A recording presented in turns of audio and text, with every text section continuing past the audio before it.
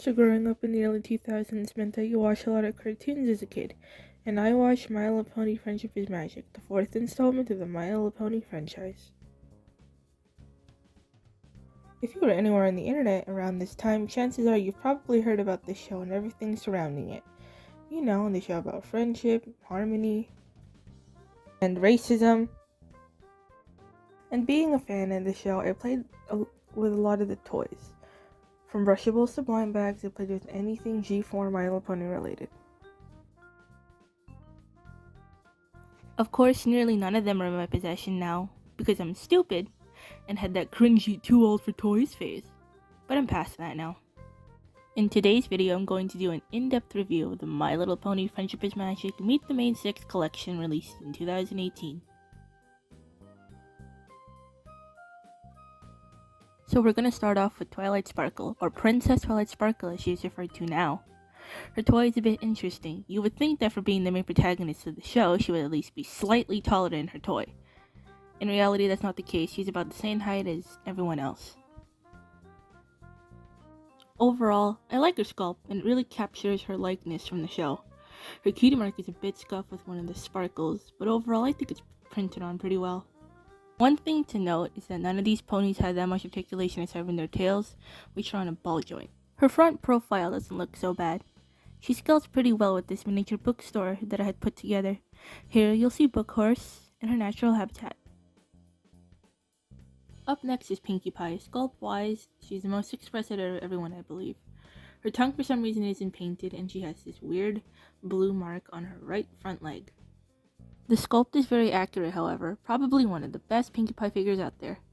Her cutie mark is printed on nicely, but as per Hasbro usual, it's only on one side. Front-facing Pinkie Pie is some stuff of nightmares, I'll tell you that for sure. She scales pretty nicely next to the Marvel Legends Deadpool action figure. Oh look, they're getting cupcakes together. Wait. Next up is Rainbow Dash. Her toy has one fatal flaw. One of the product images that I could find, her mane isn't even colored correctly and instead has red, orange, yellow, and blue in her mane. Customize her to give her back the colors in her mane. Despite this, she looks so accurate. I have no clue what this pose is, however. Her cutie mark is fine, no misprints. Front-facing Dash looks decent, though her face is giving off. You got any games on your phone? Fluttershy is up next, one of my favorite ponies. Her mane is actually colored accurately, and she is actually in a cute little pose representative of her personality. I think she's one of the best figures of this set. Her cutie mark looks good too. Her front profile is great. I like that Hasbro actually put in the effort of giving her second eye that's covered by her mane. Applejack is up next. It's always nice seeing some Applejack toys.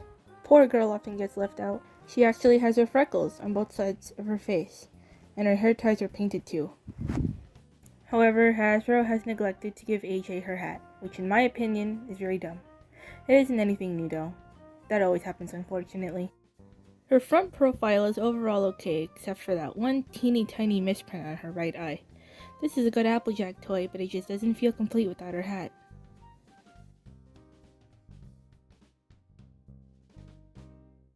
Last but not least, we have Rarity, who is another one of my personal favorite ponies.